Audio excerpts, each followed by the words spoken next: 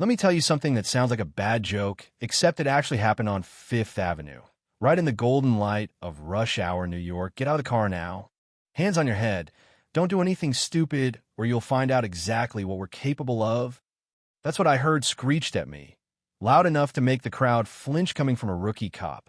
Her voice high, shrill, the kind that cracks but won't back down, fake authority layered over nerves and pure adrenaline.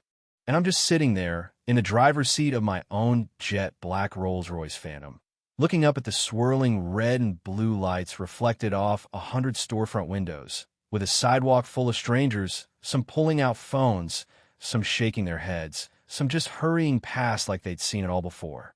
And maybe they had, but I hadn't. Not like this. See, that day started like a lot of other days for Maya Boardroom on the top floor, skyline glinting through the glass, meetings running long and negotiations running longer. I'm Reginald Thorne, folks. Call me Reggie, a self-made guy who clawed his way out of nowhere to become CEO of a multinational, investing in everything from green energy to tech startups, the kind of guy who gets talked about on the news when deals go right or wrong. But nobody ever talks about the parts one, keep private how much of my money goes to scholarships, clinics, neighborhood programs. You do what you can, you know. But none of that matters when you're a black man behind the wheel of a car that costs more than most houses on the block, and two cops decide you don't belong. I'll admit, the Phantom's my pride and joy midnight black, custom trim, smells like Italian leather and fresh ambition. That afternoon, I figured I'd drive myself for once, just cruise, clear my head after the endless strategy talk. The city always feels different when you're behind the wheel alive, chaotic but also mine in a way. Navy blue suit, crisp shirt, tie knotted just right, Patek Philippe ticking on my wrist, a little reward to myself for surviving the last merger. It's funny, the things you think about when life feels normal. But it didn't stay normal. Out of nowhere, this battered Ford Interceptor comes up behind me, NYPD, lights blazing, horn blaring like I'm public enemy number one. I check my speed, 25 mph, right on the limit. No swerving, no phone in hand, nothing. But they pull me over anyway, right in front of Tiffany's, shoppers gawking, a whole audience for whatever's coming next. Two officers step out, tones a woman, maybe late 20s, blonde ponytail, tight enough to hurt, face set like she's still got something to prove. Her partner's older, big gut, sunken eyes, probably counting the days to retirement, looking at me like I'm already guilty of something. She snaps at me for license and registration. Oh, greeting. No, sir. Just an order, flat and cold. I keep it calm, keep it professional. Is there a problem, officer? She just glares. Her partner Duffy, name tag crooked, cuts in. We have reason to believe this vehicle is stolen or you're involved in criminal activity. Just like that. Rolls-Royce, black driver, out-of-state, plates suspicious enough in their minds. And I can feel the old anger rise up, the same anger I learned to swallow when I was a kid on the wrong side of town, watching people like them lock their car doors as I walked by. You know what I mean? It's the look, the stare that tells you, no matter what you wear, what you drive, who you are, they've already made up their minds.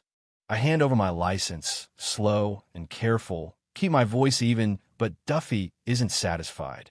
You want me out of the car now? Says they need a search for contraband. His partner's got her hand on her sidearm, like she wants me to twitch just once. I've faced boardrooms full of sharks, I've stared down billion-dollar lawsuits, but this gets to me. I'm furious, but I can't show it, not fully, not until I've made my move. So I warn them, quiet and cold. You're making a mistake, officers. I contribute more to this city than both of you combined. Give me my papers and let me go. That should have been the end of it. But they don't back down. Duffy's face goes red, calls me a snob, threatens to cuff me for resisting.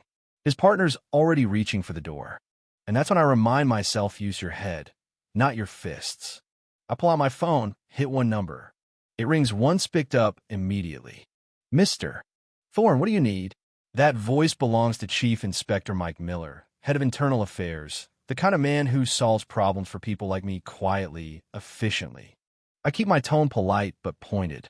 Mike, I'm in front of Tiffany's, and two of your officers are about to arrest me for being me. Would you mind sending someone competent to clear this up? I'd hate for this to hit the news.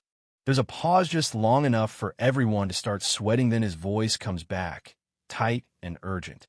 "Stay put, sir. I'll handle it personally." I hang up, turn to the officers, watch as the color drains from their faces. The realization hits them like a punch. Chief Inspector Miller isn't just an enemy, he's their boss's boss. And they just threaten to arrest someone he picks up the phone for on a single ring. Not 5 minutes later, the avenue is crawling with NYPD black SUVs, lights strobing, crowd growing by the second.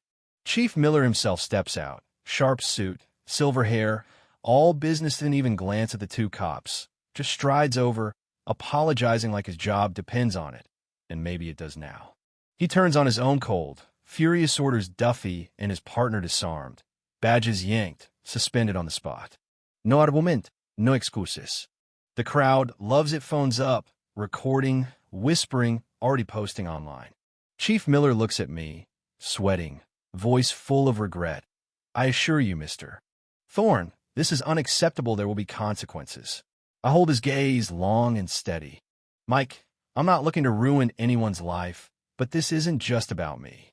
It's about a system that lets stuff like this happen. I hope you're not just giving me empty promises." He nods, but I'm already done with the whole scene. I get back in the Phantom, start the engine, and drive away, watching the whole circus disappear in the rearview mirror.